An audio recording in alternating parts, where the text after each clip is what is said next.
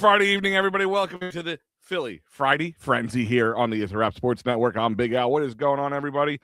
What kind of seemed like would have been a quiet Friday sports discussion, or maybe not too fresh news to talk about, has whirlwind into something completely different. And I had to bring on a friend. Guys, if you remember, if you were following me from the beginning, from the EOP days, over to here, the It's a Rap Sports Network.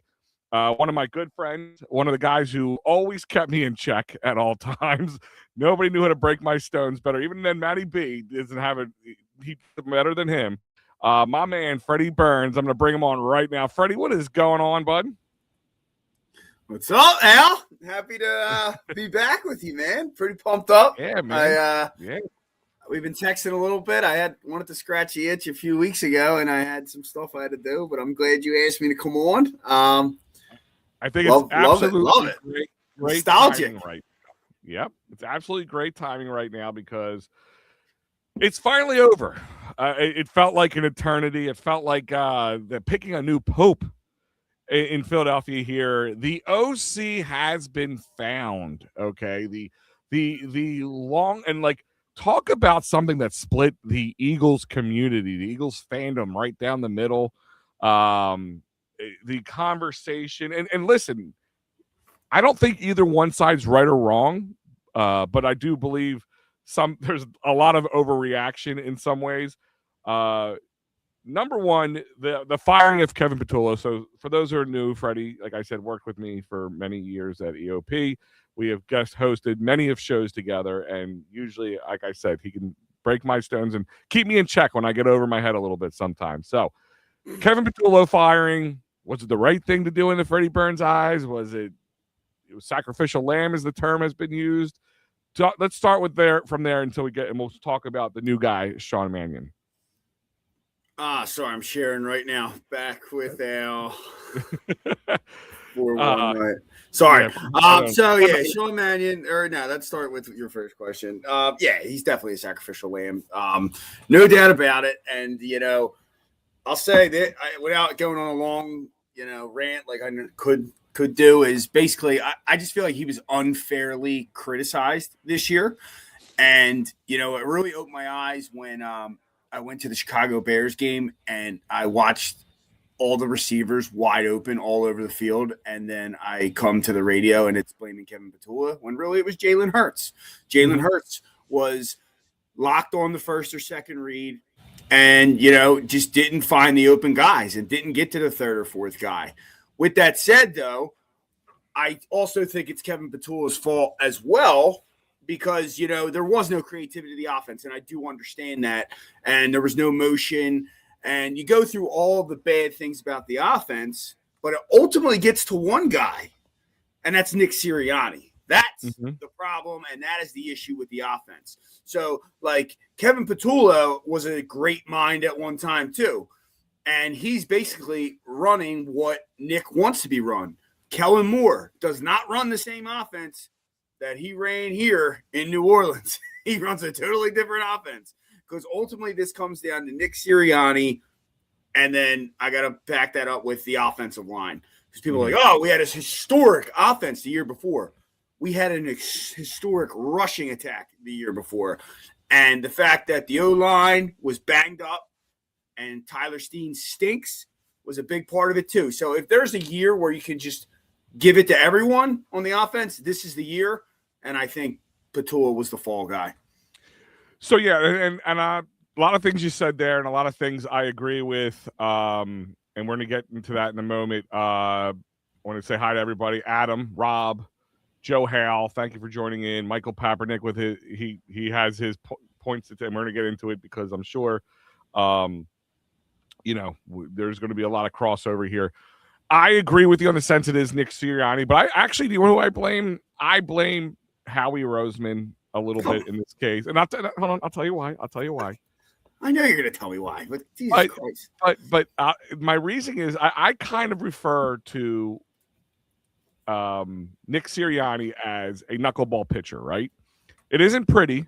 It's very unorthodox. You give this take every Friday? You say this about Nick Sirianni to these people? different one, but I mean, I usually will defend Nick Sirianni. I always said, hey, let's put he's been in his playoffs 5 times. He's been to the Super Bowl twice. He won it once. Knuckleball pitcher. All right. Things like a knuckleball pitcher. It's not pretty. It's very unorthodox, but usually effective. But there is holes in the game, and the biggest hole in the game that I think anybody kind of knew going into this year. Everybody knew. I'm going to say kind of everybody. No, everybody knew this year. Nick can't call plays. Nick is not an X's and O's guy. He might be able to help scheme a game coming up during the week, work with the team, get everything together. But when it comes to play calling and X's and O's and in-game decisions, that's where Nick Sirianni has like an F grade in my eye. So the problem is you bring somebody in who has never done it before, who they kind of quickly got to it because they won the Super Bowl and a lot of the OC options were off the table. And they kind of probably figured, we don't need a super duper big name OC. We just give this guy a chance and Kevin Patullo. So it made some sense. And I understand that. A little hubris, if you ask me, in that sense. But at the same time, it's like, if you're a guy who's never done it before, which we do have now, we're going to talk about that in a moment. If you got a guy who's never done it before, don't you need a head coach or somebody in that locker room who can back him up, kind of if he kind of gets stuck on something or doesn't know to work his way out, has some sort of experience calling offensive plays in the NFL? Because you can't do that with Nick Sirianni. And I'm a little surprised I'm not surprised, but I'm a little surprised that they brought in a guy like Sean Mannion who has never done it. I know he's this like young, up-and-coming phenom. People think he's the next, whatever. He might be the next Sean McVay of the terms I've heard, or, Matt LaFleur or whatever. He had worked for Green Bay. But that's why I blame management in this case. You know Nick Sirianni can't do this. There was no backup. You had a hope. Kevin Patullo could ascend to OC without really any hiccups. Even though you're driving a Ferrari, if you never drove stick before, it's going to be not an easy ride for you. And that's why I do blame a little bit on management for not being prepared. And I think they learned their lesson a little bit because not just the Sean Mannion, but they're calling him the Grizz, but Josh Grizzard as the passing game coordinator who does have OC talent. I'm going to call it that. Experience. I mean, play calling last year. Yeah. I mean, the Bucs were not so hot. I know at one point, Baker looked like an MVP, and they were 6-2, and everything looked all right. But they had a free fall once defenses adjusted. I think they ranked bottom 10 in the league in rushing yards and points. So and they did interview Grizzard as well as one of those many interviews that the Eagles had. We could definitely say they did their due diligence. But I believe they hedged their bets with Grizzard. I really do. I believe they knew that Nick Sirianni couldn't do it.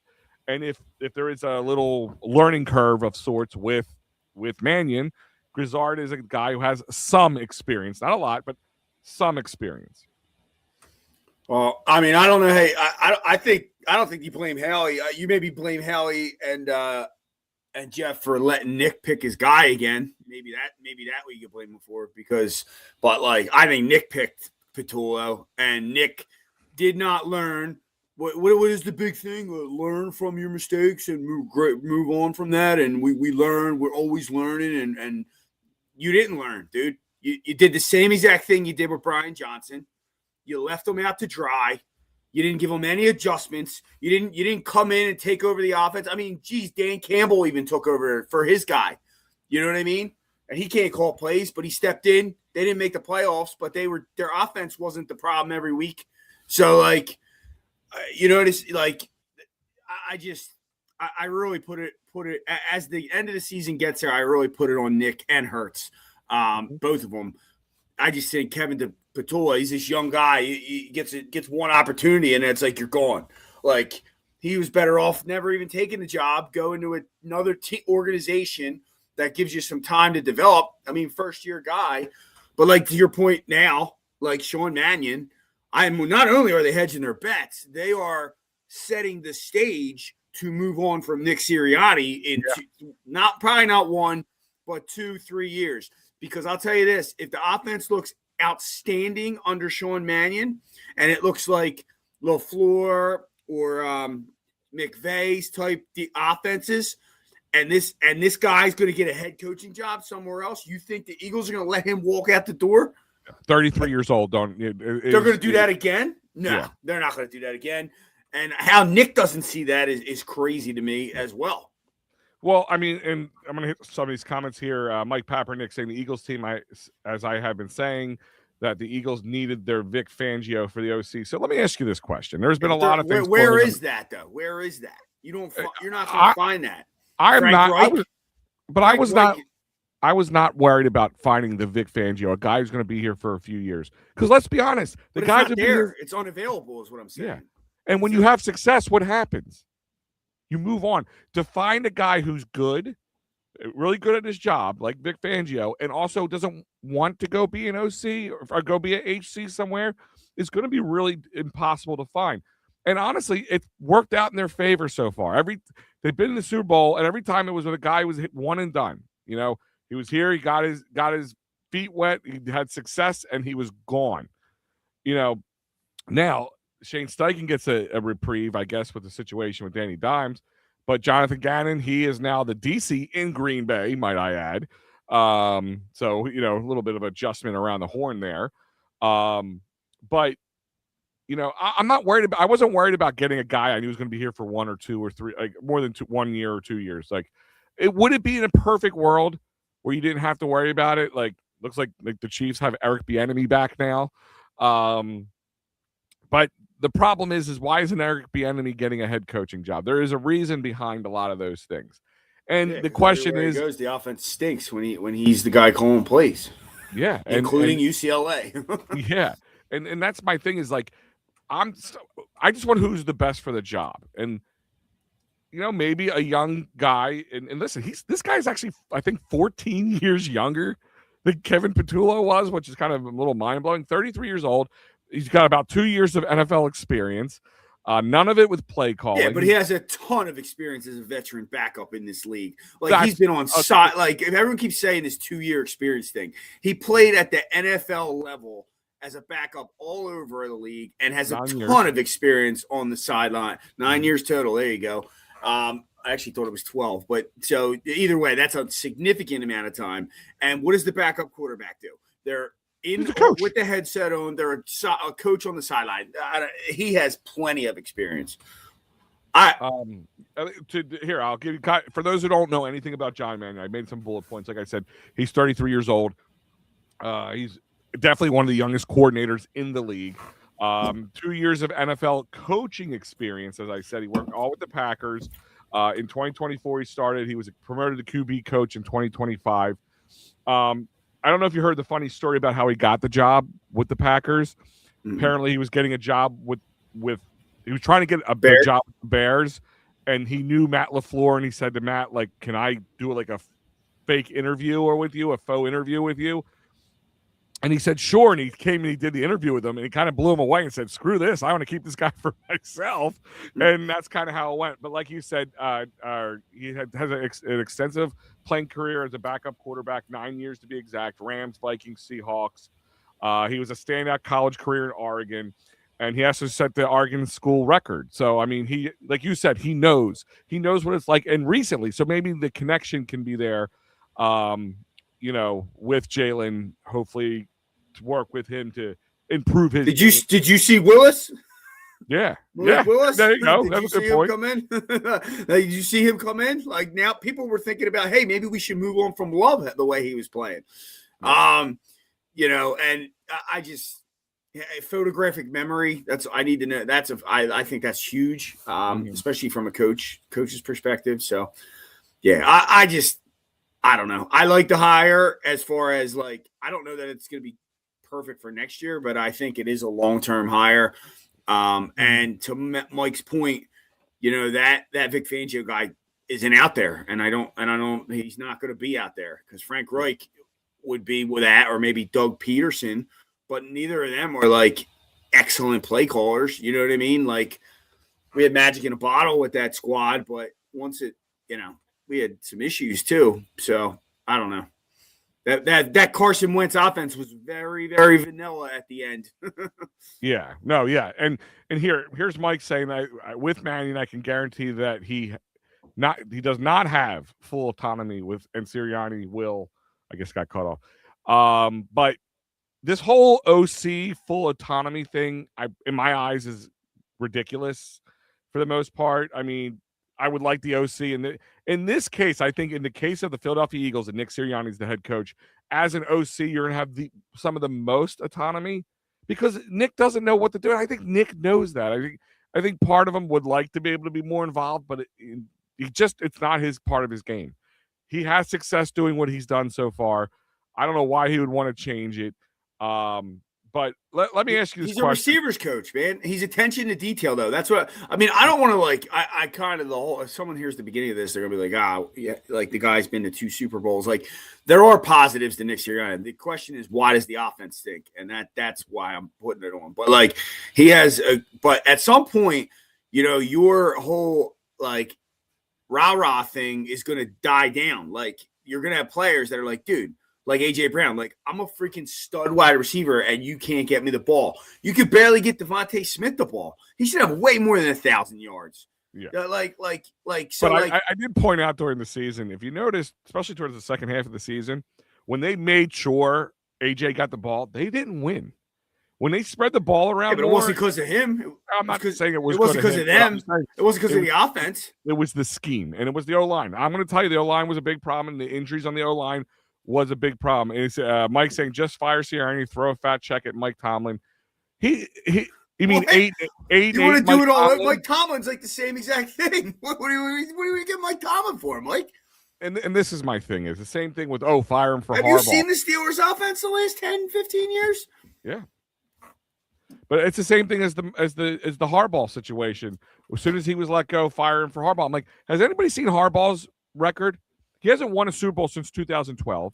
He's been a one other AFC championship, I think, not too long after that. He's been the divisional round a few times and knocked out or missed it with Lamar Jackson, who's people say one of the best quarterbacks in the NFL over the last decade or so. I think he's overrated, but that's beside the point. My point is, everything looks greener on the other side. And did you subscribe to any of the situation about this not being a place to come to want to coach, or people getting very upset about like we were not a sexy destination for coaching at this point? I don't think. Yeah, I do subscribe to that. I don't think this is that great of an opportunity for someone that wants to. It's a very 50-50 thing, because if you come here, say you're Dable or you're McCarthy, let's say. And it doesn't work out, your career's kind of not done, but you're probably not going to get an OC job. Like now, the Eagles will fire you after 1 year, and you may get an OC job, but like where both of those guys are trying to go somewhere, they get the offense going. Maybe they don't have success year 1, but they stay around year 2, where with the Eagles, they're gone, So yeah. I do think that is something, and that's why they interviewed so many people. And then as the candidates got closer and closer, they're taking young guys that wouldn't have gotten this opportunity this quick. You know what I mean? That's kind of been their MO, and let's be honest, it's worked out for them for the most part. Andy Reid was of course, an unknown guy, and this isn't the head coach, Al. This is the offensive coordinator. Hold on. I mean, don't listen. Nick Sirianni was an unknown guy. Doug Peterson was an unknown guy. They're head coaches. Yeah, I get that, but it's also they barely did anything either. None of them did OC jobs. I think Doug Peterson was allowed to call a couple plays in the red zone under Andy Reid for his short tenure, but he didn't do anything as an OC. Shane Steichen was kind of a guy they wanted to get in.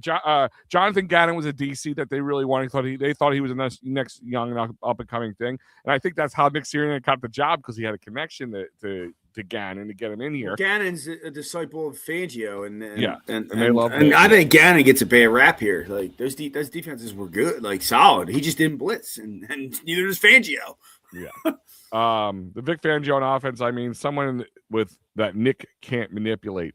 I don't listen. I think maybe I see that Kevin Patullo could be manipulated. I don't think I think we kind of get into this a little too much. We really think there's like Nick sitting there in the background going, "No, you're my puppet." Like, I don't think it worked that way. Like, I listen. Nah, but I do think Nick's like, "Nah, we're not running motion," and Kellen Moore's like, "Really?"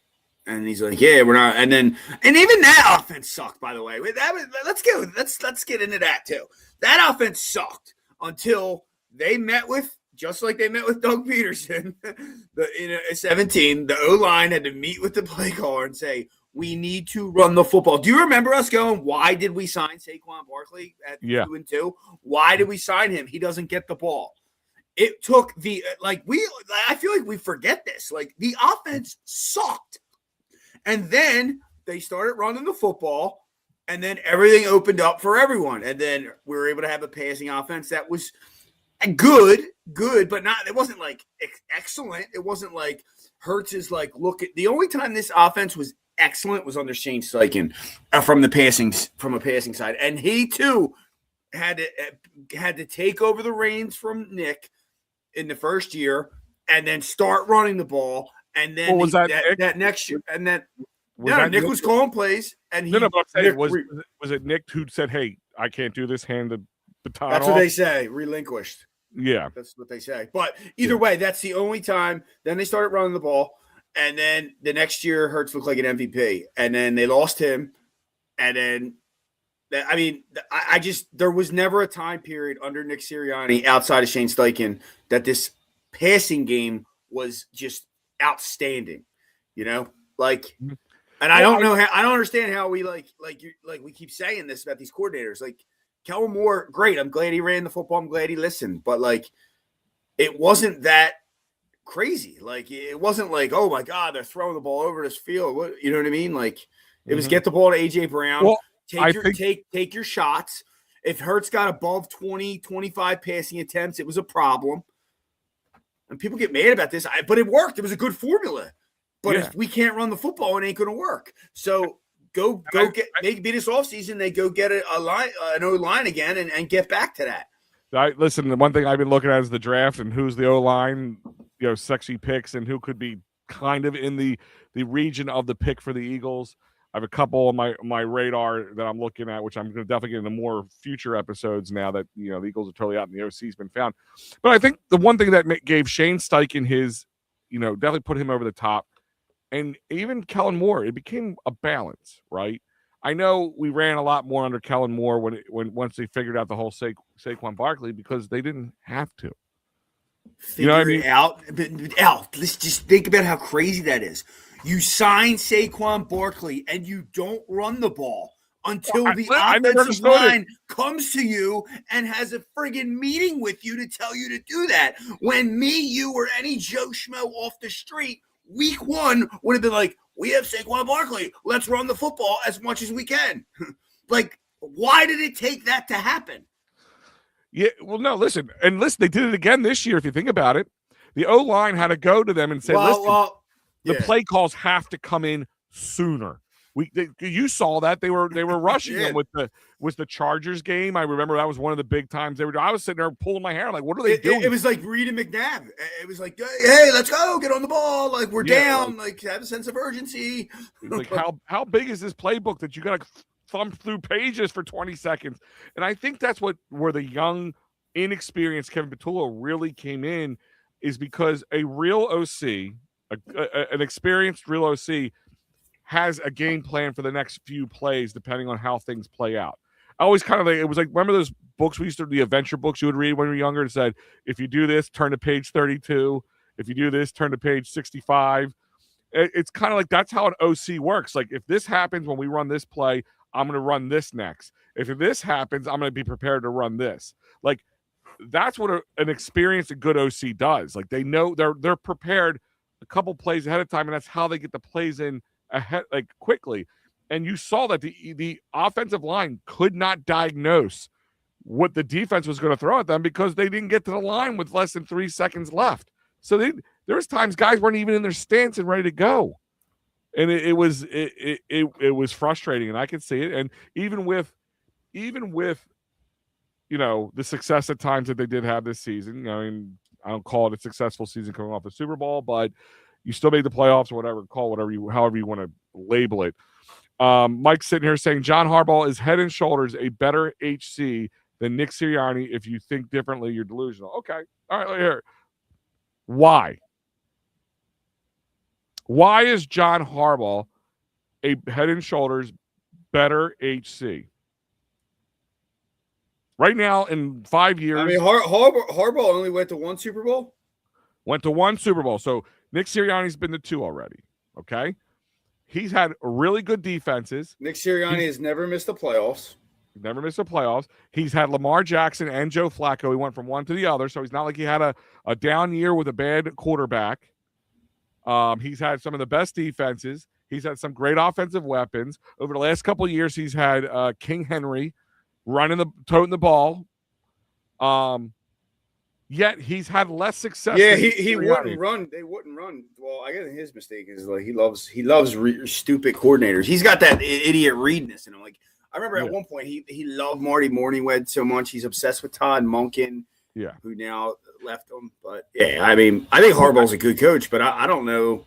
He did the same thing Doug Peterson did. He just got very attached, and he was unwilling to bend. And they said, "Well, then we're done. We're going to move on with you." So John Harbaugh is kind of living by his name, but what has he done in the last 5 years that made you feel comfortable to saying he's a really good head coach? At one point, and he's had a long career.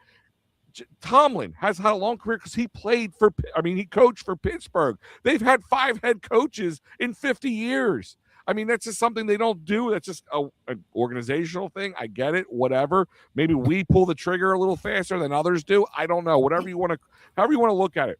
To sit here and tell me that it's delusional thing that John Harbaugh, what is you can grade a quarterback on, yards, passing yards, a little bit on wins, losses, all that kind of stuff. Yards and passing yards? No, I'm just like all the stats you want. What do you QB rating, completion percentage? Yeah. Come on, Al. Give them a little more than yards, dude. Yeah.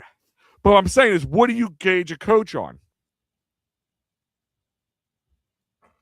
Wins and losses. Wins. And success of the team. And his team's had some success. But do you know what? His team couldn't get past a certain Patrick Mahomes.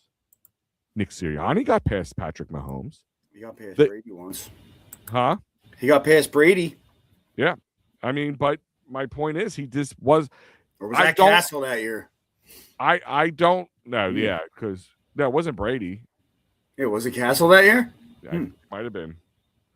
But John Harbaugh has a long tenured career with success in a Super Bowl. But him and Tomlin have the same time frame as Tomlin 2010 when he had his Super Bowl. Right. What has he done lately? Let me do some work for Mike here. All right. 180 and 113 career, 13-11 in the postseason, 1 Super Bowl 2012, 2019 NFL Coach of the Year, 6 AFC North Division championships, 4 AFC championship appearances, most road playoff wins by a head coach. Okay. So, I mean, Nick, I think it's we're going to find out is more what it's going to be because what happens with the New York Giants, we're going to see what happens. But let's move. All right. Well, as we mentioned, Josh Gizzard is now Grizzard is now the passing game coordinator. As we said, he 1 year of OC under the belt last year with the Bucs. He was the passing game coordinator for them the year before in 2024. But what is Freddie Burns now looking with actually, number one is apparently, and I have to bring this up, and I don't know what you're subscribing to on this one, but Schefter did his weekly interview on 97.5, kind of hit it towards there's another ball dropping. The prevailing winds have been blowing towards a possible Vic Fangio retirement. Do you think this was just to get people talking, or do you think there's actually something coming up next week and within a week? And do you actually think Fangio is going to be retiring? I said, if anybody retires, maybe it'd be like they're going to announce this as their last year, not so much retire right this second. But what are your thoughts on the situation? I can't see them letting my God, the name's escaping me right now. The guy that left for Dallas, Parker. Parker, Christian Parker. I can't see them letting him get out the door if they had an inkling that Fangio is going to retire. So I don't know. What I'm hearing is a dome stadium might be the announcement. And yes, I heard stadium is a conversation. I don't think it's Fangio. Do you think it's going to be in the same area, or they're going to build it somewhere else? I don't know what they're going to do. I know they said they bought Jetro.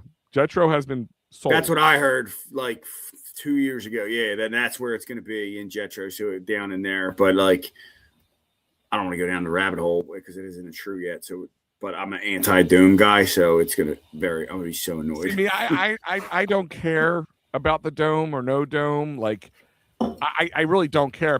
Preferably, you know what? I kind of do like the Dome because it allows us to host a Super Bowl. It allows us to host other events. Dude, NFC Championship, the friggin' Rams game, that 2 year, that doesn't happen. None of them games happen. Like the cold, the team coming here having to battle in the cold, and the fans outside. Now we just sit in our nice, cozy Dome, a nice warm arena football. We'll have our arena football game here today. I don't want to waste time on this. But you're believing it's something more about an announcement of some sort of stadium or something, not a retirement or anything. Listen, I think if anything, it's a retirement. I said I could see maybe Lane Johnson saying this is his last year. Like he's gonna. We know that wouldn't be a shock, but it wouldn't be a shock. But you're right. I could see Schefter kind of making it try to be like doing what we're doing right now. It's the topic conversation. What's this eerie drop that he's going to have that he knows about, but he's not telling anybody. Rich Kotite could coach the Eagles last season and win the Super Bowl.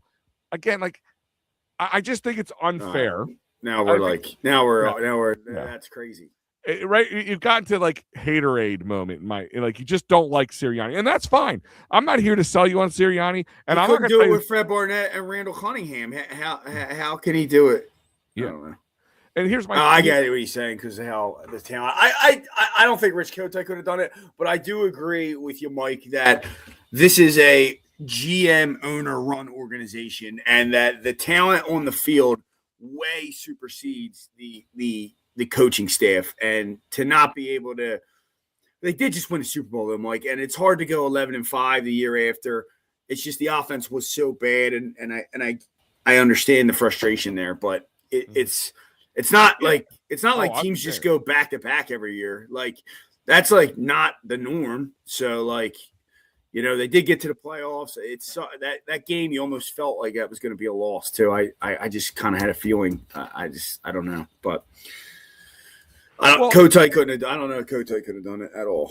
This is my other favorite question from people, and Maddie has asked me this too. I think we do this on Sunday. What is Nick's job if he's not calling plays? Tell me, there's every coach in the league calls plays. Isn't that what an OC's for? I mean, they might help out. There's plenty of managing coaches. Yeah, you know what I mean. Mike Tomlin was one of those guys. CEO, head coach, as they call them, or whatever the term they use. Does the Seahawks guy call plays? I don't. Myers? He's a defensive guy, isn't he? But and you know what? The Titans just hired Saleh. Is Saleh going to call? And he might call some defense here and there, but is he going to call? Is he useless? But he got a DC. He will call defense. He probably does call defense. So but I guess it's. Is his DC useless then? Like my point is, you can't like. All right, the guy has success, but anybody could have done it. But the guy doesn't have success, it's his fault. Like, it's kind of BS in my eyes, to be honest with you. Like, the issue is you're going to have constant turnover, though. And that's, like, where, like, the annoyance comes in. Mike Tomlin managed, though. That's what he did. But, and he is successful. He just didn't, he knew he won the one Super Bowl. But as soon as it was after Roethlisberger, it was just, like, 500. Right? Yeah, I agree, Moser. Bump the dome. Is that a good thing or a bad thing? Is bump yes to the dome or bump no get rid of the dome? I don't know. Yeah, I hope he means here. Andy Reid calls the plays and has an OC. Exactly. So is his OC just useless? Does he not get any? And hold on, Mike. How many years did it take though? Like he got fired from here after 15 years. Then he struggled with it, not struggled, choked just like he did here with Alex Smith. And then it wasn't until Patrick Mahomes that it finally clicked. Yeah, that's a good point. But and that's my thing is like I never understood the complete hate for a guy who has brought us success. I mean, we went from a team who's never won a Super Bowl just what 8 years ago now, 8 years, I guess it is, to now having 3 Super Bowl appearances in that time frame and winning 2 of them. Like and 2 of them, 2 out of the 3 of them on the backs of Nick Sirianni. He's been which is why I call this an owner's GM franchise right now. Yeah. Like, and I'm not sitting there saying like he's the best thing since sliced bread. And I'm not sitting there telling you if he got a job somewhere, he would get a job if he was fired right away. There is definitely parts of Nick Sirianni that isn't there. But to sit here and tell me that he's just some sort of, if they would have hired anybody, they would have hired anybody. Like, that's my point is like, why hire Nick Sirianni? Hire somebody else who probably would have done it for less. You know, if he's such a puppet. Like, again, I'm not here to defend Nick Sirianni. And is he my favorite person in the world? No. Do I think there's better coaches I would rather have out there? No. But guess what? There's a lot of coaches out there who have a lot of great talent on their team and very talented players and still don't get the success they need. True. So, let's jump into the Sixers, as I don't talk as much about the Sixers alone because, to be honest, I watch them. I actually you don't know shit, Al. That's why. No, hold on. This year I am taking the Sixers as a game at a time situation because I'm not falling into because I love watching VJ Edgecombe. I'm watching the young guys. It feels like the Sixers have finally kind of like, all right, it's not on this network. I'm sorry, I didn't mean to drop the curse. That's there. Fine. My fault. I don't care. I'm gonna get fired. My point is you don't got AI set up now to beep me out now. I'm AL.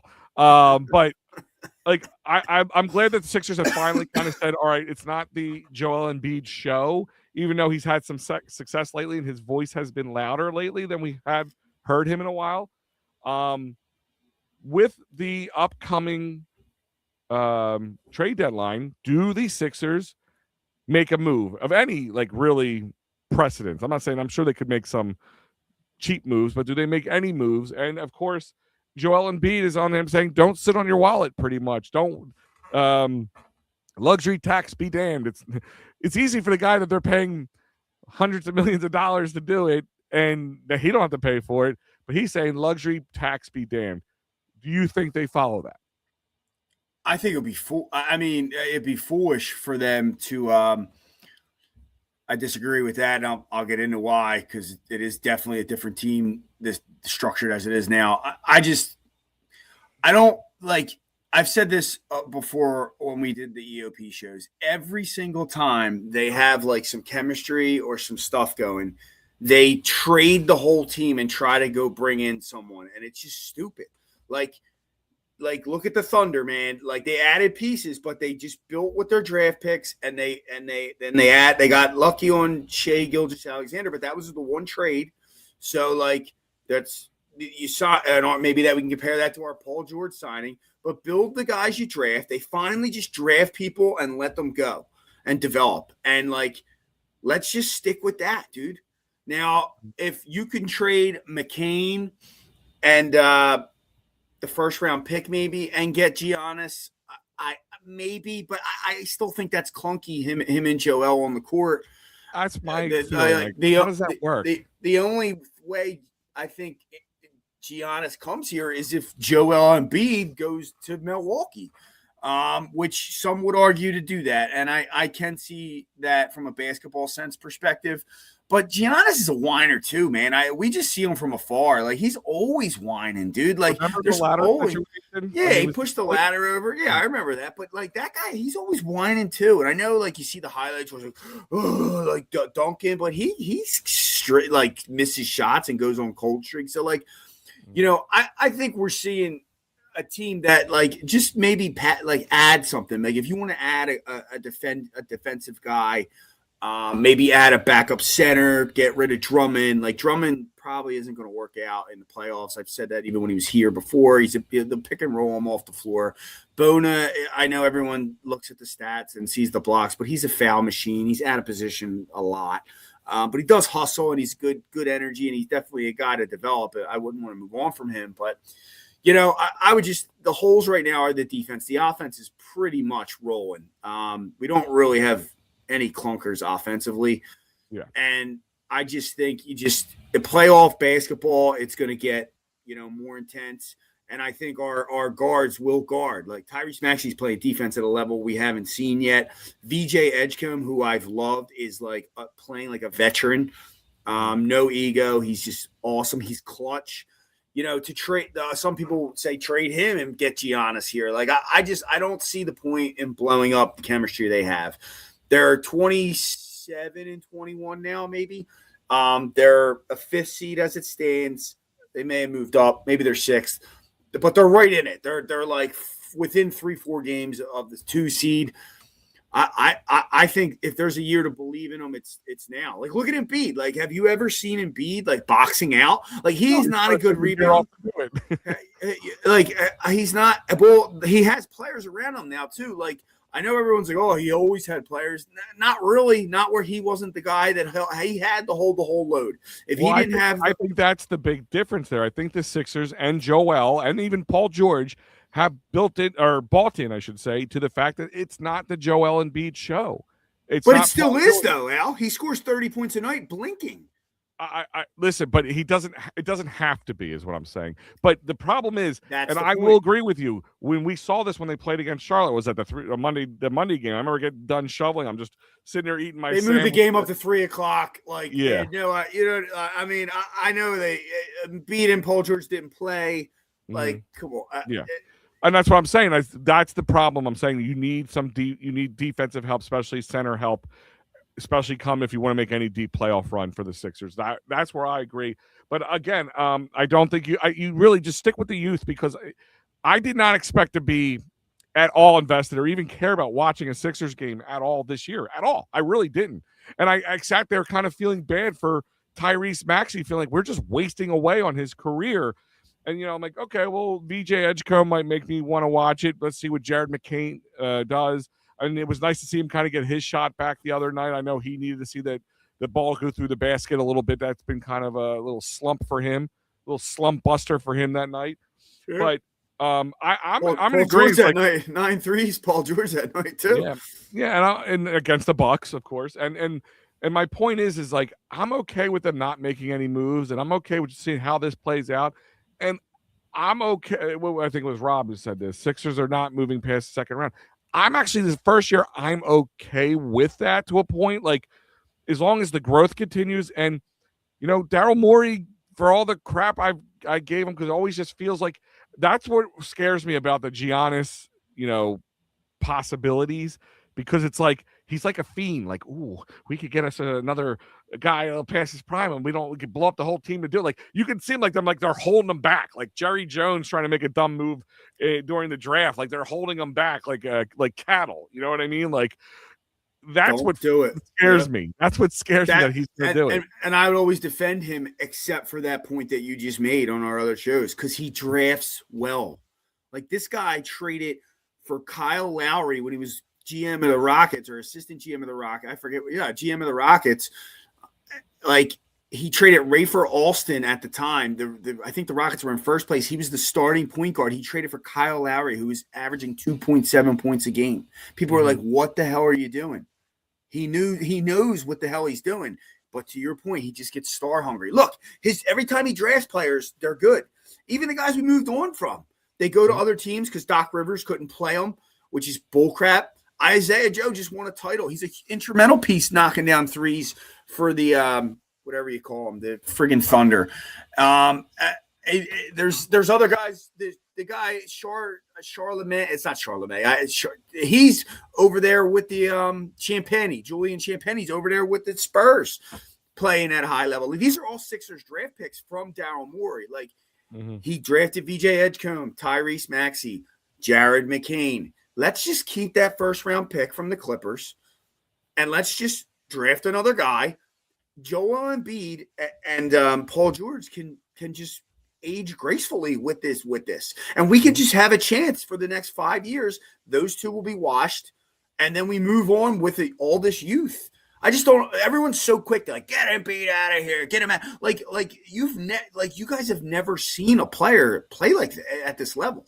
And well, I'll be honest with you. I mean, I've always defended Joel for the most part up until the last year. I was one of those people. Like, I just felt like he was a gaping hole that's going to keep this boat, from floating. Like, I just felt like we were going to sink because they wouldn't draft well. You have a point, but now he has players around him. Suddenly, he's like, okay, I'll pass. Yeah, I'll pass. I'll work on passing. He's working on getting rid of the ball quick. He's never been a good rebounder. He's never going to be a great rebounder at all. But offensively, he's trying to get back. You know what I mean? We're watching him coming into the play late. He's down low, boxing out. He had a 15 rebound triple double, a week ago. And then his passing, he's going to still make mistakes, guys. Like it's like, oh, he turned it over, but like you forget the 5 assists he had that he never would have had in the past. Like even that last play last night. You know what I mean? He sets a perfect pick, gets the ball, flips it right to Maxey. Who did he have before to give it to? Ben Simmons? The only time he had anyone was the J.J. Redick, Ersan Ilyasova year, and that year was awesome, but then he got hurt, and injuries is a problem with him too. But now we go to Maxey in the game of the line. We go to VJ. You can even get it to Paul George. It's not Joel Embiid, and I think that's the ultimate thing. Like, Shaq isn't a guy that got the ball and dribbled down with the game on the line. You know what I mean? Like he's a Hall of Fame player, and we can win. And now that you have pieces around him, and I just hate the whole automatic hate on him. Do you think? Let's read William here real quick before I ask this question. Hey guys, I went to the Sixers game, and I was so amazed how good Joel looks in the game. I haven't seen him this engaged, this happy in a long time. It's good to see you both. Well, it's also good to see you as well. There's a name I haven't heard in a while. But yeah, I mean, that's the thing is like, I guess it's the first year I don't feel like, William? and kind of knock on wood for agree a minute. With you 100% too. I don't feel like the fear of Joel falling apart or getting some orbital fracture number 17 or whatever it is. Yeah, that's the other thing. If he gets hurt, it's kind of like, oh well, we gave it a shot, but like you still, that's why I say get it back up center. But then his team still competes, and not to mention Quentin Grimes and the other signings made, Tristan Watford and Kelly Oubre. Like these guys are integral glue pieces that hustle and make good plays. Like we even had a 3-point shooter. Grimes shoots threes like Redick, man, and he drives to the net and plays some D. Like. This team's so much funner to watch, and you have Charles Bassey now. I actually texted my boy. I'm like, the Charles Bassey era has returned, and then they lost by 50 to Charlotte. He probably didn't even play. I didn't watch the game, and I was like, get Charles Bassey out of here. I texted him right after, like joking around. But I remember I'm watching that game. I just shoveled my property, and then I went over to my parents, and I came home just in time to sit down, eat a sandwich, and like my muscles, the fatigue. I'm like, I can't even move my arm right now to change this channel. And this is how bad they're playing. But so you feel that the sky's not the limit, but close to it, like the future's bright. And do you believe that maybe seeing the NBA finals, especially with OKC winning it all, like did that maybe change the Sixers? Like, all right, we don't have to worry about slamming 2 or 3 superstars together. They have them. They're here. They're here. Tyrese Maxey's the superstar. He's starting in the All-Star game. Sure. We have them. Why are we playing like, let's just make a trade to make a trade? VJ Edgecombe will be on that level in 3 years. He's already there. He's Jimmy Butler. He's like Jimmy Butler with more bounce. Like, and we're gonna make some of these trades. Like, just develop. We'll draft the rebounder next year. I think we have a point guard. He's starting the All-Star game for the Eastern Conference. Yeah, I was going to say the rebounder. I agree with the center. A pure center would be nice to get, but I don't know. They got rebound. Like Wofford, the second chance stuff does happen a lot. I agree with that, William. 3D maybe. Like, I mean, is there anybody you could see the Sixers going for in the trade that not a huge name, but a guy who can maybe make a difference. Either a guy who's maybe a little past their prime, people want to get, but he could still contribute, or a younger guy who just the team is backlogged with point guards and they want to, or centers or power forwards or 3-and-D guys, and they want to bring somebody in. Like, do you see anybody, or do you have any eyes on anything that you could see the Sixers maybe trying to, or wouldn't cost them an important name or anything like that? I didn't look at the contract, so that would be a factor. But I was thinking about Yusuf Nurkic, and I was also Zach Edey. They're not going to move on from Edey. Never mind. I was looking at like high ranking like defensive players. Nurkic was ranked 12th in the league right now, defensive rating. So I don't know. I would go for a backup center. I'm trying to think of the other one that I was thinking of, but it's escaping me now. But I don't want to make any trades though. Like I want to like just do something subtle, keep our draft pick, and I don't think trading for Giannis Antetokounmpo means we win an NBA title. Like, do you think that? Does anyone think that? I mean, listen, I think he brings excitement and that possibility because he's done it. And maybe Giannis needs a change in scenery as much as some other guys do. You know, his time with the Bucks has run the course, but maybe the Bucks' time with him has run their course too. And they want to get him. And maybe looking at what we dealt with Joel Embiid, they were afraid that they're going to get to a point where he's still under contract and he's got a lot of money under his name, and he just starts to break down, or he's just not performing at the level that they're used to. And the Giannis show, especially in Milwaukee, has run its course. And maybe the change in scenery could be beneficial to him. Do I think it could help the Sixers kind of get over a hump? Sure. Do I say it's a guarantee? No. Ryan saying, I don't understand people being so desperate. Why are we seeing it with both the Flyers and the Sixers? I mean, there's a guy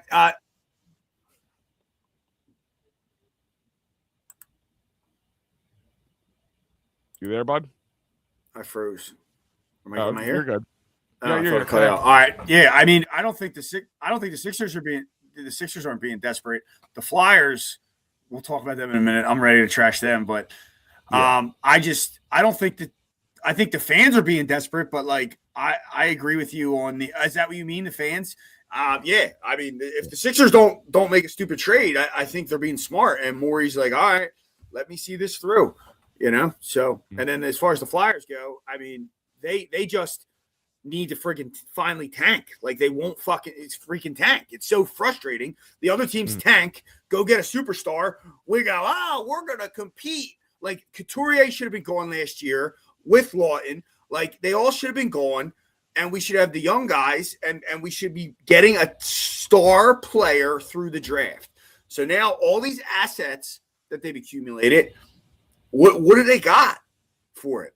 Like, I don't know. Well, they frustrate the heck out of me because it's like, all right, we get Tocchet. I love Zegras. Zegras, it's the funnest, and he's young, so that's not a bad move. That's a good trade. But like, I don't get it. Like, why we wouldn't like this? Crosby's going to retire, Malkin's going to retire, and the Penguins are going to tank, and they're going to go get a superstar again, and they're going to be good again, and we're going to be the Flyers. Oh, we're tough. We don't tank. Tank. Well, they were kind of tanking, or not really though. They didn't blow it up, dude. They half-ass it, Al. They keep guys. Like just get like, oh, we'll trade Lawton, but we'll keep Couturier. We'll trade this guy, but we'll keep him. You know what I mean? Who's the other guy? I can't even think of the other. There's the other. No, they kept Konechny. No, I know, but well, how old's Konechny now? Konechny? Ooh, that's a great question. Because at the time when they were trading, I'm going 2 years back now. Like, I would have probably said no because they would have tanked that year, and then he would be the veteran now with a young cast of talent. But where's the young cast of talent? Michkov sucks. All right, that's wrong. He doesn't stink, but he is not. He's not even close to stink. He's not even close to stink. That was a fan reaction. But he's not what he's cracked up to be. He looks like a little meatball. Yeah. Well, I think. I think the mental aspect of the game got to him. Remember, he came over here from Russia kind of quicker than expected, and I think I'm going to call it homesickness is kind of not what I want to say, but I think there has been a big mental change for him. And I think that's why he kind of slacked off on hockey a little bit in the offseason, because he was kind of going through some stuff. And to move on from just for that one reason at 20 years old, that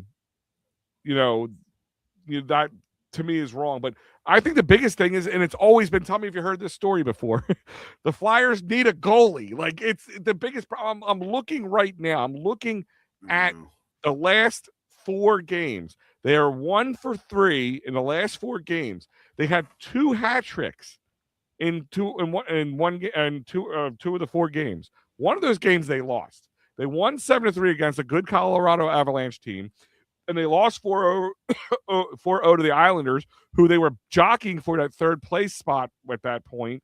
And they needed that because, unfortunately, there's only going to probably be 3 teams taken from our division because of how good the other division's doing. And then they lost 5-3 to the Blue Jackets, even though Konechny did have a hat trick in that game. And then they just got walloped by the Boston Bruins. And they lost 6-3, 5-3. I mean, you're scoring 3 goals in a game and you're still losing by double that. That's the problem there. Like, that, in my eyes, is the defense is an issue. We all knew that kind of a little bit going into the season. But the big problem in my eyes is the goalie situation. They gotta let Vlad play, or they gotta. I used to defend Urson. I thought he was a little bit better than people gave him credit for. But damn, was I wrong? Urson he's not even a really good backup at this point. When he's in there, he might as well just do empty net the whole time. Yeah, I was kind of with you on him. I'm like, I didn't think he was going to be like a stud, but I thought he was like, this is a solid guy. Cut him some slack, but oh boy, and the defense has been like, I don't know. Brian's saying it's more the defense in front of the defense. That's where I'm going. The one the other night, you see a save made and then a rebound, and it was an amazing save. And then rebound, and they put it right in because no one's. I don't know the hockey terminology. I never played hockey, but I would say boxing out is what my terminology would use. You getting a body on other guys in the crease there, or in the area. It wasn't even the crease; it was even further back. But yeah, the defense has been awful. So I can't fully. The team's frustrated. It's obvious. I think even Konechny has been one of the more outspoken guys. He says they've been surging. As his offense has been surging in January. Expressed frustrations the other day, saying, "I'm tired of missing the playoffs," and I think he is feeling. Who said that? Konechny. Yeah, and I think he is feeling the same thing us fans have felt for years, because me and you have said this numerous times over the years of working together, that there is nothing like Flyers playoff hockey in Philadelphia. Like, it really is just draws so much energy. But it's been, 2010 was the last time we had any playoff hockey here in Philadelphia? Or no, maybe 12. I'm trying to remember exactly. Around that time. It's COVID. been, well, not in Philly. The bubble. I should say. That was the bubble. Yeah. So 2020. So, yeah. And I take that with a grain of salt on that one. But I'm just saying, basic hockey playing in Philadelphia, it's been a damn long time. I mean, 2010 was when they had that crazy run, and with Boston going down 0-3 and then coming back and winning it, and of course not winning it all. But I agree, Rye, that the defense needs uptick, but the goalie is, and it continues to be the story. I'm 43 years old, Rye. I'm 43 years old, and I feel like for the most part of my life, that has been the conversation. At least the latter half of my life has been the conversation. And then when we do have a guy who has success, it isn't with the Flyers. You know what I mean? There is guys who've won Stanley Cups without us. I mean, one of the names they talked about trading for is, was it Alex Lyons? There's a guy that was just here not that long ago. And now they want him back.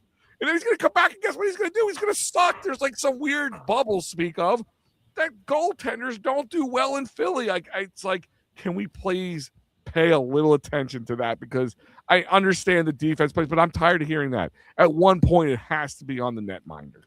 Well, I don't know. Ryan has a point that they come here and then they stink. Like, you'll hear, this is funny. I get dropped off all this stuff that was in a storage bin that was mine from when I lived with my parents. I don't know, 20 years ago. What am I, 41? So 21. I had to be around 21, and I open it up, and it's a bright orange Flyers, and I'm like, oh my god, like this is awesome. And I'm thinking like, oh, what's this going to be? And I open it up, and then I turn it around, and it says Brizgalov. Yeah, I'm like, folded it, and I put it back down. I think they just stopped paying him recently too. Like that's how crazy that is. But he was getting paid up until recently. That was a big move, right? Yeah. That was the right move. And then we get rid of Van Beesbrook, or not Van Beesbrook. That was another move. We get rid of Bobrovsky. Bobrovsky, who, by the way, has won since he's left here a couple times. That's what I'm saying, because the impatience of getting the goaltender here. But like, I don't fault him for that. Like, Brizgalov was good. Like, they were trying. But like I said, I think they recently just stopped paying him, like in the last few years. That's how crazy that one is. I agree with Al. The Flyers need a good goalie. I mean, listen, two things can be right, is the old saying. Both me and Ryan could both be right. The defense in front of the goalie, but as well as the goalie themselves. Me and Ryan align on that. It's definitely a half-assed, not a true rebuild. I agree. They didn't tank. They should have had Connor Bedard. Should have. They played games. But they thought they were going to maybe sign McDavid in the free agency, like the Oilers are going to let him walk. Get the heck out of here. And on top of it, Sam Ersson and Rasmus again is now injured. They both left the Bruins and the Blue Jackets game with injuries, so they have the typical hockey lower body injury. I just love that. So anything from your hip to your toe is a lower body injury, by the way. So that means it's going to be Vlad, and then it's going to be, I think it's Rodrigo Abels. So they definitely need one, and maybe Alex Lyons comes back and he's not getting time. He's kind of stuck behind some guys. Yeah, if they lose the last 3 games here, like, I mean, I know. Like, don't you have to just like trade Couturier? Like, let's just move on. And then, by the way, Couturier, what's he done here? Like, what's the big deal about him? Like, he's a baby. One, like. He gets the captain from the guy we just moved on from. What's the coach's name? Hall of Fame coach, probably.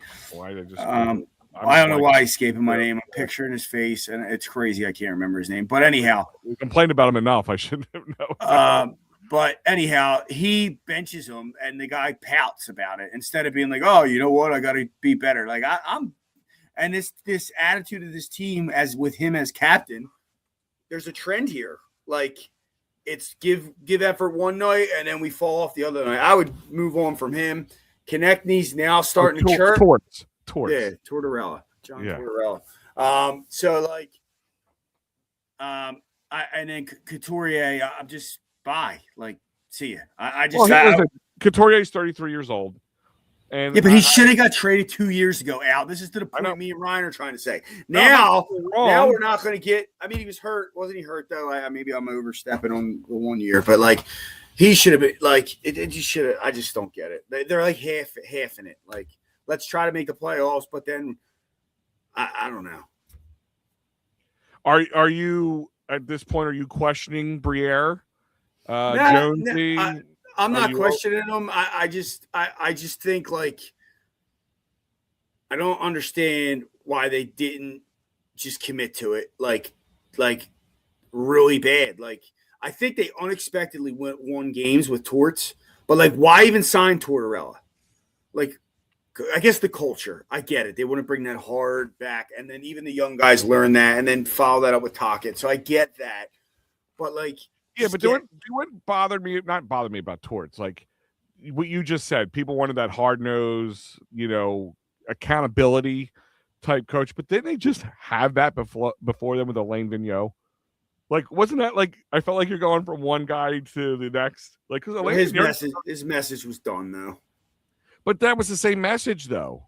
Like, he was, but guys, they did do a pretty good overhaul. They just didn't fully do it. You know what I mean?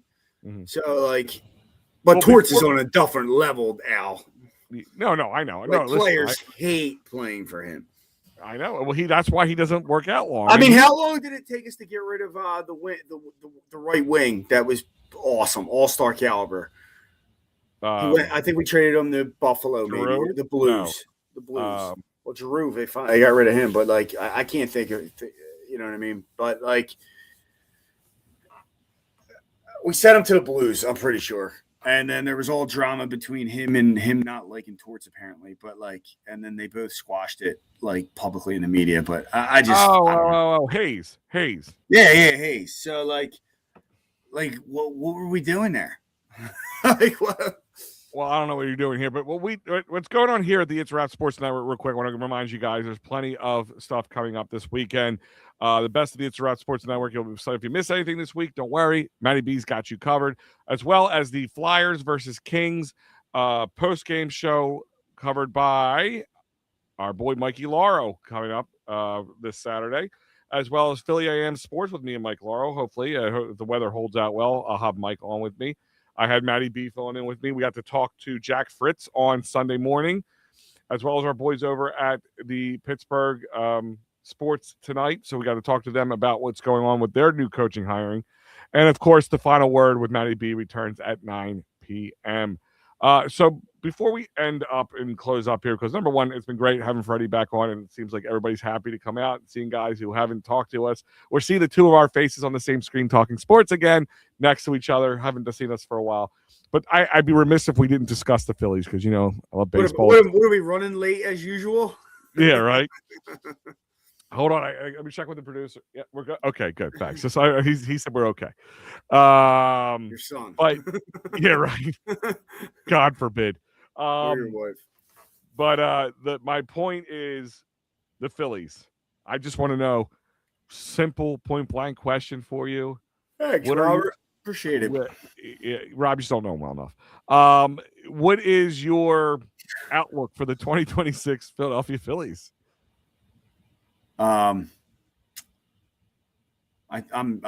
I put this? They won 96 games last year. I don't think it's as bad as people are making it out to be. I'm not as upset over Bichette as everyone else is. What I'm more, if you look at him and Boom's numbers, they are very similar. And I hate Boom in a sense that like I hate the baby act, but like if you put him in the 7 or 8 hole, he's a very good hitter and a very good 7-8 hole hitter. So like I'm frustrated that not only did they not go sign Bichette, they didn't bring back Ranger. They didn't bring back Bader. Bader infused, and I don't expect Bader to have the career, the season he had here, because that was like above his normal, the way he plays, average, I guess you would say. That was like the peak of his career as a hitter. It was here, that little run. But like he infused energy in the lineup, and he just brought that to it. So unless Aiden Miller and Carl Crawford are going to Crawford are going to be in the lineup every day. I just don't understand how you make the move.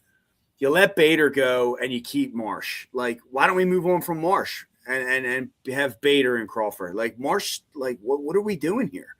Like, and then you sign a Dallas Garcia, who I do like, and he has some veteran pedigree, but like I would have rather had Bader than him. And then we're putting all our eggs in the basket of Painter, Luzardo, who had a good first half of the year and then was an absolute meltdown case every multiple games after that. Got it together in the playoffs. Love him, but are all my eggs in his basket? Aaron Nola, that contract's looking really bad. Can I ask you a question while you're talking about that? I remember we talked about Embiid when he was playing for the Olympics. What are your thoughts about Aaron Nola going to play in the World Baseball Classic for Italy? Because, such a big, he's been living in Italy for so long. That annoys me that it's Italy. If it was for USA, I'd be fine with it. Same thing I was good with Embiid doing it. Like, you get a chance to go win a gold medal. Come on, man. Yeah, see, I disagree. I don't think he should be playing for any team. Especially Joel Embiid. Well, Joel Embiid couldn't stay healthy, so you think adding more more basketball to his knees was a good idea? Do you think Aaron Nola, who's coming off statistically one of his worst seasons as a Philadelphia Philly after signing a major it's not a good idea, but it's their life, dude. Like, we don't control I get their it's life. their life, but it's, the money that we pay to go see them or spend time to watch them and all that stuff, there's got to be something to be said about it. That's not important. It doesn't help us get closer to a championship. Do I not remind you of Trey Turner coming here the first year, playing in the World Baseball Classic, and then playing like crap the entire season for the most part? I think it humbled, and I don't think the two are related, but I think it humbled Embiid to go in that All-Star game and be benched. And they brought him to guard one person, and that was Jokic. That's what he was used for, to shut down Jokic, which he did. And then outside of that, he didn't play. Like, he didn't really play that much, and I think that probably humbled him a bit because Steve Kerr, to point out flaws, probably pointed them out to him. But, I would go get a chance at a gold medal, especially when your management, like, the drama that was going on, like, you can't keep Harden here. You lie to Harden that you're going to give him a max deal and then come back on it. Like, him and Harden were working pretty well. I know Harden disappeared and we had that rough ending with the Celtics, but like, they were working out pretty good as a team. So like, if I'm Embiid, I'm like, oh, now he's gone. Now this, whatever. That's a whole other topic. Let's get to Noah. He's not Italian. He's not from Italy. That annoys me. That it ain't even nothing to do with the injury. It's just like, why, dude? Why aren't you focused on spring training coming up? You know what I mean? And here's kind of what Mike's saying here, and I'll agree with Mike on this one, is you have the unknown of how healthy Zach Wheeler is going to be going into this season. I'll tell you anything in my experience with thoracic outlet surgery, it's not, coming back even from Tommy John surgery or a back surgery or knee surgery or a shoulder surgery. It's a lot different, and it could take a long time. And if he's 100%, and like you said, Luzardo could have been a flash in the pan. We'll find out. You got, as he's putting here, Walker's Walker. Maybe he'll be okay as a number 5. Painter, we don't even know what he's going to be. They have put all their eggs in that basket of Andrew Painter. So we got to hope he turns out to be something. I'm not going anything by his numbers from last. Why does everyone say that, Al? I'm not going by his numbers last year. Why aren't we? Like, I don't understand this. Everyone keeps saying that. Surgery. I mean, that was pretty much spring training for him. And ain't this the second year off the Tommy John surgery? Oh no, this was this year. He came out. He didn't even start. No. We got to Google this. But like, he played some before that, or at least he started rehabbing. Okay, then maybe that's fine. If I'm out of turn there, fine. So he had right elbow in 20. Oh, wait a minute, hold on. Oh, maybe I'm wrong. It's 2023. Sidelining him for 2024 season. We returned to minor league action in 2025, but he didn't get back into full action because it doesn't give you it just says that, but doesn't say the dates. Let me get a timeline here. Got a lot of AI. Began 2025 in the minor league season, carefully ramped up, starting with low pitch counts around 2 innings and increasing gradually. Progressed from single A Clearwater to triple A Lehigh Valley during May of 2025, hitting milestones at like 70 plus pitches. All right. You answered my question. Okay. Breaking news on It's a Rap Sports Network. I admit I'm wrong to Al. Yeah, right. Al. Not a first. It's not a first. This is for me to admit it. It might be. Yeah. Hold on. I gotta play this first because I would have traded him this offseason or this last trade deadline because he's gonna be like Doug Drabeck. Nothing. Anytime you hear that coughing, you mean the vampire himself has awakened from his slumber. Matty B here chiming in. What's the difference between getting hurt in the WBC than getting hurt in spring training? Remember, Hoskins blowing out his ACL in the last spring training game of the season. I understand. I'm not even talking about getting hurt, Matt. I'm not talking about that at all. I'm talking about wear and tear where you get too fatigued to play later in the season and you go into a cold slump. That's what I'm worried about. I mean, maybe with Joel Embiid, I was more worried about injury, but I'm talking about the Phillies. Listen, they just signed a 5-year for Schwarber, $150 million, and he's a youngster, right? Am I wrong to think that him adding another? I mean, that was World Baseball Classic, 2-3 weeks. I mean, adding an extra 2-3 weeks of competitive baseball is not a really good idea. Painter's first season was 2025. first season back. Yeah, okay. Hey boys, Austin Hayes might return. Is that more Stop it? Please stop it. watching? What are you guys coming in at the end to just like break my balls and get me to flip out? Is that what's happening here, Mike and Matt? The most important number for Painter 2025 Austin Hayes was 118 no. pitched. He was an all-star last year. He stinks. The Phillies only have 2 known pitchers in Sanchez and Luzardo. After that, question marks Nola and Walker and Painter. The Phillies pitching staff after Sanchez and Luzardo is a lot of hope and a lot of ifs. And that's the thing is, in the end all be all, the success that the Phillies did have and over the last couple of years came from the backs of our starting pitching. Sanchez, keep Sanchez go. I mean, Sanchez is unbelievable. So I mean, that's single signing in Phillies history in my eyes. Like for the cost versus the return type situation, like one of the greatest like unknown signings. Like if you saw like 3 years ago, 4 years, I'm like, oh, they're gonna Christopher Sanchez is gonna be an ace for us at one point. You'd be like, really, Al? Like I would be getting lambasted if I said that on the show 3-4 years prior to today. Like Cy Young, it's more than even he's like a Cy Young candidate. You know what I mean? Like he's good. Okay, that's a so if Painter works out, great. But that's a big if. We don't know. Like he could be 100% healthy. It's just there's a ramping up, getting used to the amount of innings pitched and all that stuff. And on top of it, the speed of the game. I mean, it's AAA to MLB is a big jump. Matty and I got sent down. I had to come back. Do we got time for all that stuff? Probably not. If it happened, and that's why I'm like, I hate saying it. Like, am I gonna have the same outlook with the Sixers and the Flyers? Am I gonna do it with the Phillies now? Like, just take it one game at a time and just watch it for what it's worth and hope that these guys grow? Because, I mean, really, the hope is more on the horizon into the next season. But the problem with next season comes with a potential lockout. Signing Bader would have changed everything for me. Like I would have a different outlook. I'd be like, all right, we got some juice left here. I can't do Marsh anymore, dude. I just can't do Brandon Marsh anymore. Like I don't understand. Maybe he's going to be on the bench most of the year with Garcia. Hopefully, I don't understand. Like him and Bohm room together too. I feel like they probably just whine to each other every night. And that's why I'm kind of over Bohm, because I feel like he's like another Nick Castellanos, another whiny guy who, when he goes cold or when he gets in his feels, he just becomes useless. I mean, here's a question in Mike's statement here. Something that me and Matty B have talked about. Should have the Phillies went for, because it costs the same amount of money, but the guys produces close to the same amount. And he's also about 3 years younger. Pete Alonso. Should the Phillies gone for Pete Alonso over Kyle Schwarber? I don't like first basemen that can't field.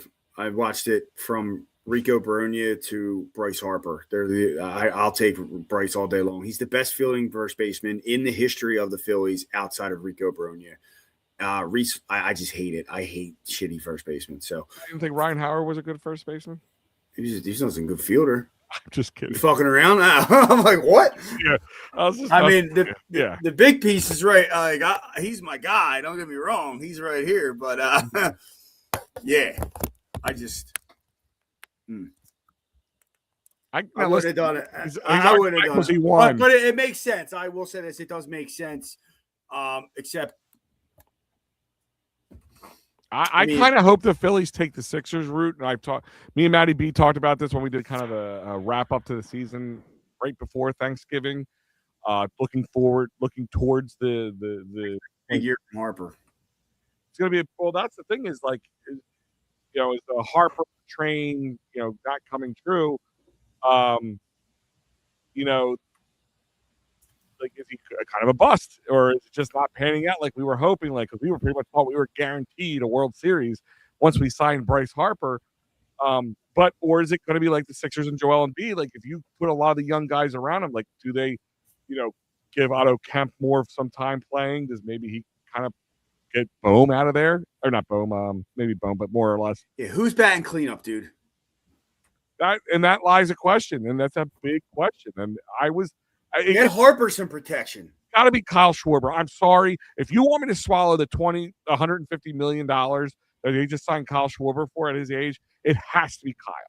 Dude, it would have been perfect. It would have been Bader, Trey, Harper, Turner, or Bader, Trey, Harper, Schwarber. It would have been fine. Then you would have went real Muto. He's saying, "How about Pete Rose? I can't with you guys." I mean, again, 107 years. I mean, actually, Pete Rose, what was he here? 3 years. I guess I would have to say I don't know how he is as a fielder. All I know is his ability to hit and how much he hustled. I don't know his fielding because I was born in '85. So maybe you can comb back the gray goatee over there, Matty B, and the gray hairs, and enlighten us. I mean, Pete Rose in the 1980 Phillies, all that stuff. We remember that. We weren't even like I said. We don't remember because we weren't born. I mean, so I think what Freddie meant was in the last, I'll say, 40 years, we really haven't had much success in that situation. But, like Harper hasn't had 100 RBIs since 2019. He's kind of been living off his Harper name. The whole "he's not a league" comment from Dombrowski. Thoughts? I just think he's not the superstar MVP of the league, but he's a very good player, and I don't understand this thing in this city. Like when the person isn't a superstar, like we're just like he sucks, get out of here. Like it just frustrates me to no end, and it's like Paul George. I was like, get him out of here, and it's like, nah, he's actually playing great in the role he's in, and I don't care what he's getting paid, but like he's what Tobias Harris should have been, and there are times we're going to need him, and he's going to be able to step up and score 27 and drop 9 threes. He plays defense, he hustles, he does all these things, but because he has a big contract, we're done with him. So like Harper, oh well, like what was he going to say? No to the money? He's a very good player. He's an outstanding fielder. And, if he gets to that elite status, great. But let's give the guy some protection. Maybe he should get our lineup is real Muto and Boom, and they put Boom at cleanup. Like it's ridiculous. And then you get to the bottom, like, oh God, who are we playing? And with Garcia, I really think Ray or Jesus, am I already forgetting his name? The speedy center fielder, Rojas. Yeah, Rojas. I can't remember said Reyes. Rojas starting like he was playing in the bottom last year to start the season. Like this is like what we're talking about here. Like, well, I mean, do the Phillies, like I said, do they go with the Sixers mentality? Maybe go more with the youth movement.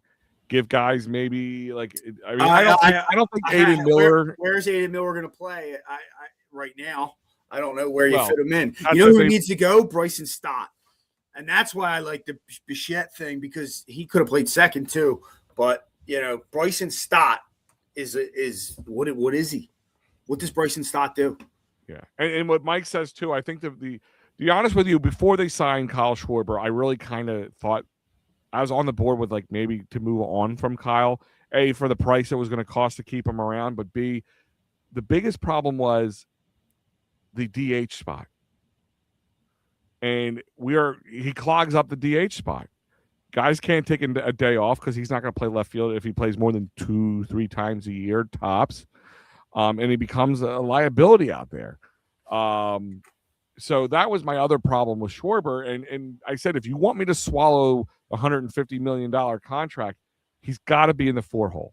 He's got to protect Harper, and then they're really banking on Garcia to be what he used to be. And if he's even close to it, like 80%, I'll take it all day for what we're paying him and for what he's going to be here for. And Castellanos, like, I know as bad as he's playing, like, he's the only guy that showed up in the last 2 playoffs. Not the only guy, but one of the only guys to show up in the last 2 playoffs. Harper did, not last year, the year before. But, do we not recognize the clutchness of him? Like, are we going to be able to replace that? Like in the play, like, not that it got us. I guess it didn't get us where we needed to go.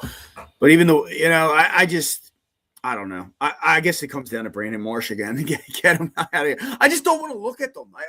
And if Bader was here, I would have been so much happier. And it's a fine contract, $10 million per year. Come on, man.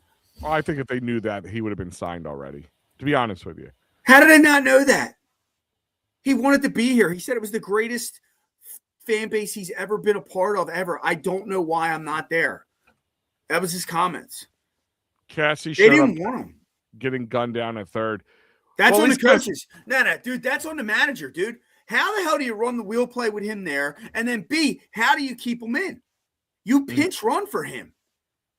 Who got the second, though? I really thought they were done with him that year. I thought they were done with Tomper this year. And I usually would defend Tomper. I mean, he's had success, but not total success.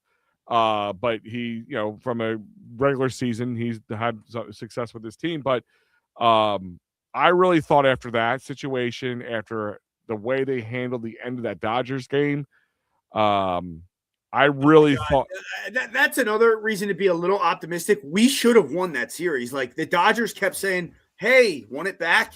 Hey, we'll put Kershaw in for 2 innings." He got almost killed, and we didn't get a run that inning. When they rolled him out the next inning, I'm like, "Oh my God, are they trying to give us this game?" No, but I thought they were not worried about losing that game. They were not worried about losing that game. They're like, "Well, we'll take it again. We'll be okay. We got 2 more games to try to win after this. Let's not burn through all our pitchers and have to worry about that because that could cost us long run." Yeah, but he got rid of 1 inning. He could have. They could have. I don't know. We should have won that series. I'm still so frustrated about that too.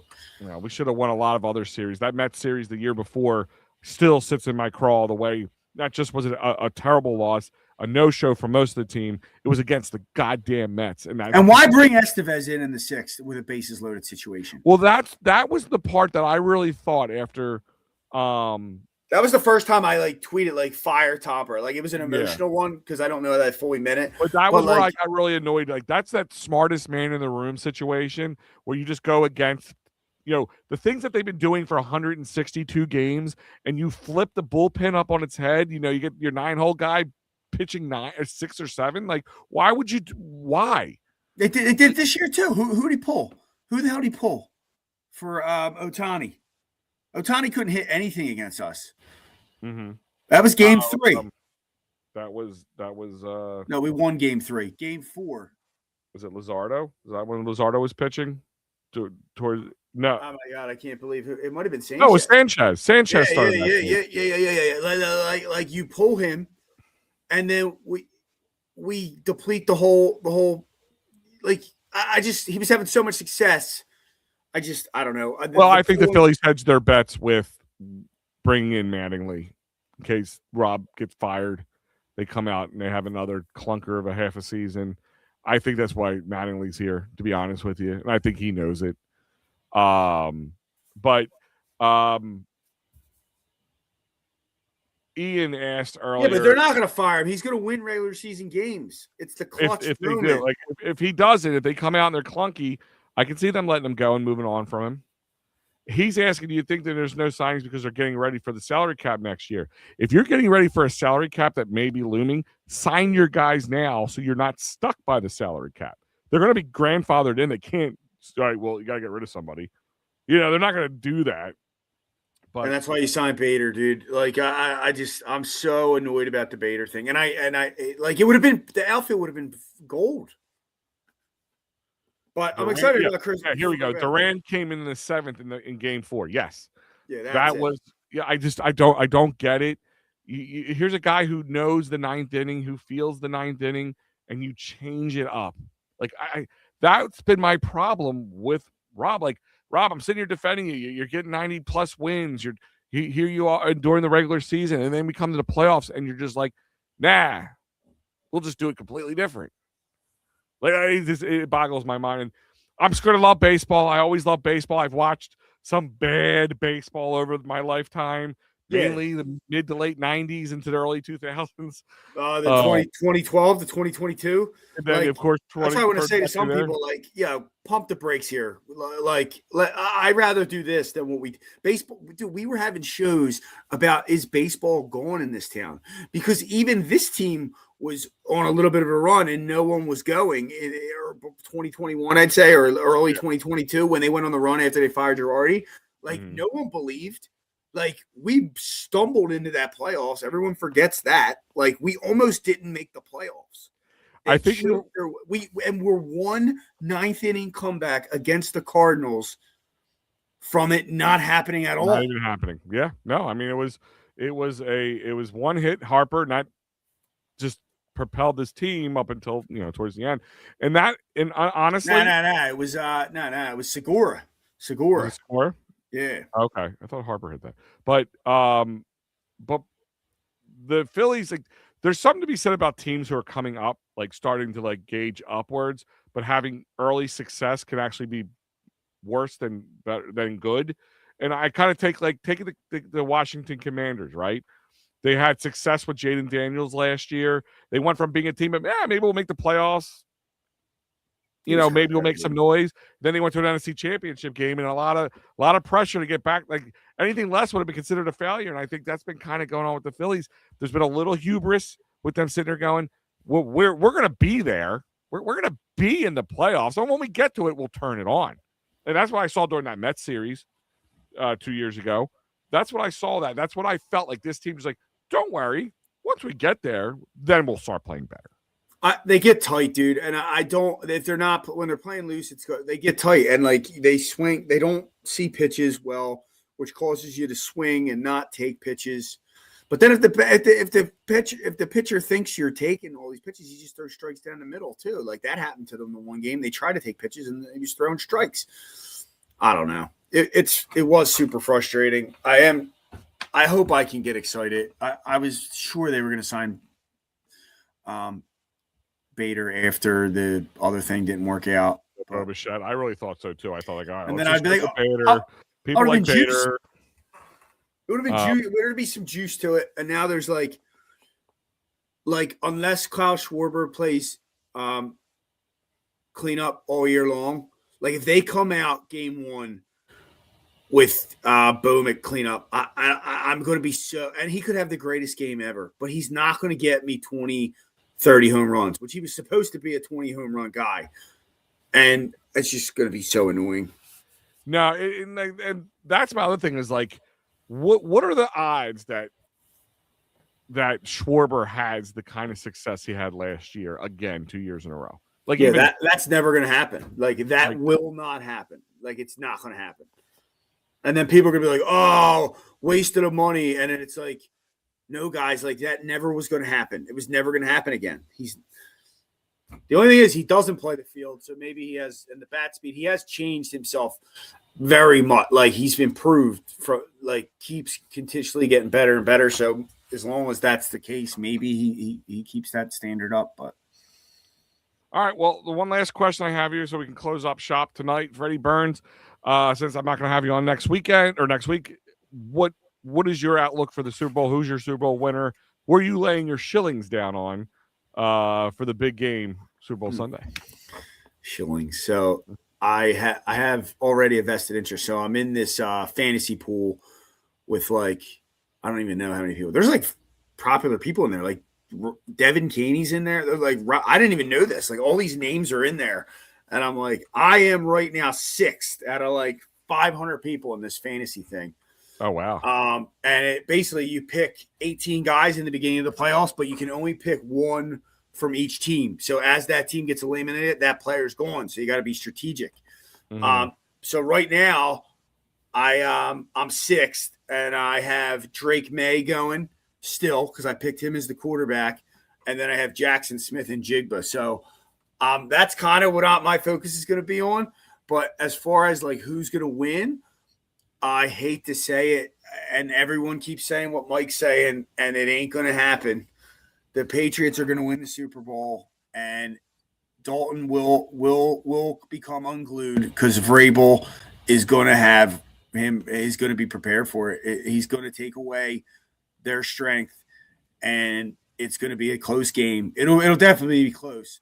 But I definitely don't think it's going to be a rout, and I think the Patriots win the Super Bowl. I don't know, man. It's hard for me to really believe that. I really kind of liken the Seahawks to last year Eagles, a team that had really good success and continued rolling. Everybody just kept waiting for the shoe to drop, and then They're going to go up against the Kansas City Chiefs. Oh no, they're not. We all know how this plays out. I kind of see the Seahawks the same kind of way of having success, really good defense, a really damn good defense. They're 4.5 point favorites though, Al. It ain't. Yeah, I know, but like I said, New England also has a really good defense too.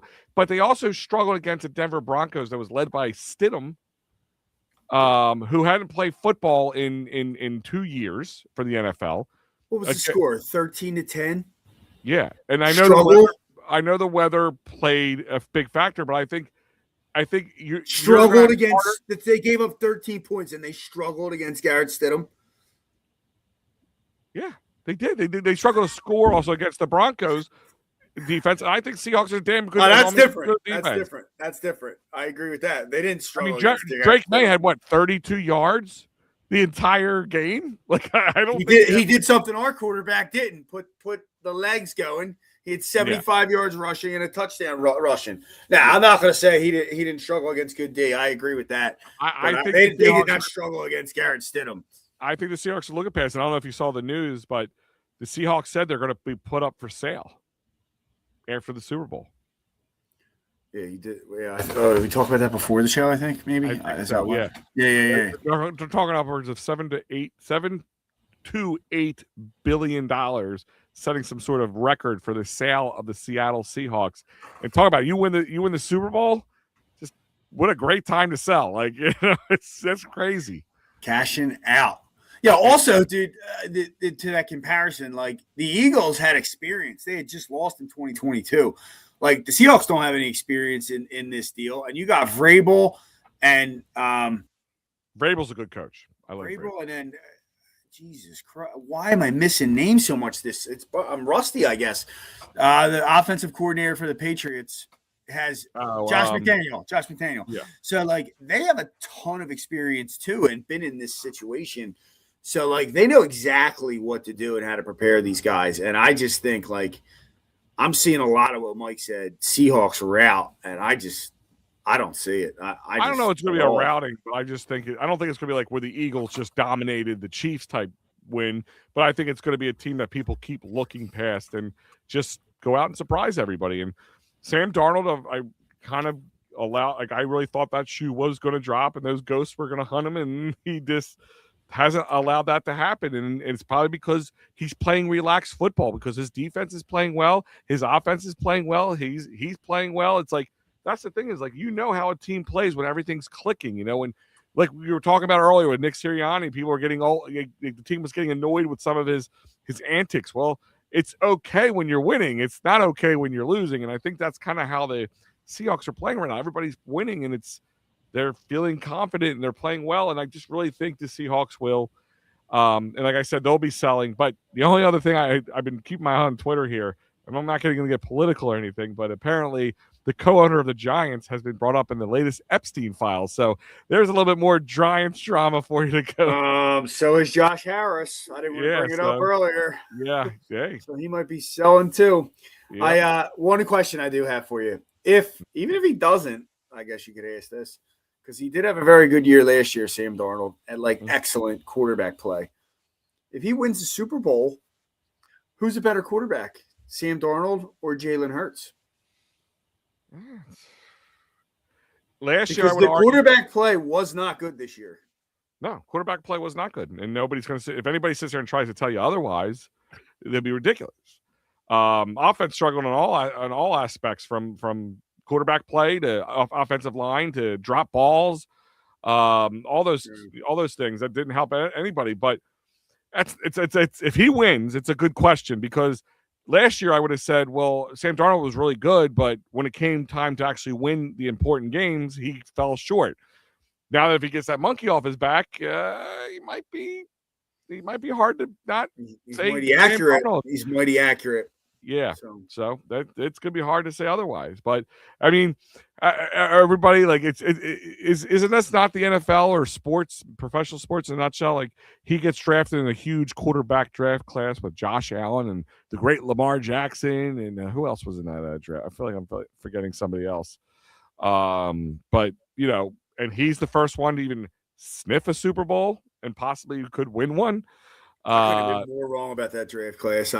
Who's the guy I like? The one that went to the Cardinals. Oh, he's not even in the league anymore, is he? He's not. He was in that class. Hold on, I'll tell you right now. Rosen? No, not Josh. Yeah, Josh Rosen. Yep. Josh Rosen. All right. Yep, Rosen. But yeah, everybody thought he was the next king of Sting, and I don't think everyone did, but I just missed. I thought, I didn't even. Now you're taking it Rosen. Okay. Harrison needs to go. Yeah, well. I mean, I don't feel like defending him, but like, no. Do you guys remember Harold Katz? Like, Josh Harris spends money. He may make the wrong moves, but we could have way worse owners than Josh Harris. Oh yeah, Baker. Baker was in this too. Baker, that's it. Yep. Yeah. Another one that I thought I was so well. Actually, he did start to suck. I kind of knew he wasn't gonna do well because once he went to Cleveland, I'm like, I just thought he's overrated. When he got picked apart by that Georgia D in the bowl game, which is the closest thing to the pros, I'm like, oh boy, this guy, he ain't gonna make it in the pros. But I don't know. He had a good start to this year and a year before, but outside of that, his career. Well, like when he moved on from Cleveland, when they traded him, he went to Tampa. Like he keeps having this success, this early success. Tampa comes out and it's like 4-0. Well, hold on, that was he went to Carolina too, and then if he didn't play in that for the Rams off the street on that Thursday night game and bring the Rams back, he may have never gotten an opportunity ever again. He came in for Stafford and brought them back, and then the next year he was with the Rams or with the Bucks. Yep. So Fred, before we go, people wanted to talk to you on social media and talk sports with you. What would be the best place for them to find you? Facebook probably. Yeah, Freddie Burns. Facebook. You're not on Twitter much anymore. I haven't tweeted. And you have an X? I don't even know. I have an X to tweeted, and I don't even know. Well, you'll be pretty shocked by this. I am coming up on February 10th. 1 year, no alcohol. Really? Yep. Is that your birthday? I turned 40, celebrated the Eagles Super Bowl, woke up, and I was like, my brother even had a surprise birthday bus thing. A week and a half later, I made him cancel the whole thing. Really? I felt really bad about it. I don't say it like in that manner, but no, but hey, good for you, man. No Twitter and no that, and February 10th, I'm getting rid of a smartphone. I'm going back to a flip phone. Yeah, calm down there, Matty B. You need a Sixers. I would maybe when my kids are older, but I just don't. I wouldn't want to do. I don't know. I'll talk about the Sixers, but I don't. Yeah, listen. Maybe we'll have to commit to that is I would drop the ball. Maybe I'd be irritable the whole time because I'd be not wanting to do it. Mm-hmm. Maybe we'll have Fred come on another Friday. I appreciate you asking me. Future. Yeah. No, it'd be fun to have you in the future, not in any certain time, maybe sometime after the Super Bowl, maybe Phillies start in March. And maybe, you know what? I would like to have you for free agency to actually talk for that one time. So let's talk like maybe in March to get you on and talk a little Eagles free agency and look towards the draft. Yeah, it was fun. Thank you for having me on. I appreciate it. All right, guys. Other than that, remember the It's a Wrap Sports Network had plenty for you to check out here. Tomorrow you have the best of the It's a Wrap Sports week that you might have missed. Flyers versus Kings post game. Philly AM Sports with me and Mike Lauro at 9 a.m. on Sunday. Yeah, we're in February 1st. And the final word with Matty B. Other than that, guys, I want to thank Freddie Burns for joining me tonight. I want to thank everybody for joining in with us tonight. We'll have more guests, more fun, and more other things coming up here in the future. But other than that, guys, stay warm. I know I love when I woke up. What's a dork? Why do you say that? I hate people that say that. Stay warm. Well, I'm just saying. Warm. I love how. Of course, I'm going to freaking stay warm, dude. What are we going to stay cold? Hey, make sure you stay warm out there. What am I going to do? You know what? Everybody stay warm. Freddie, go freeze your ass off somewhere else. Other than that, guys, I'll catch you next time.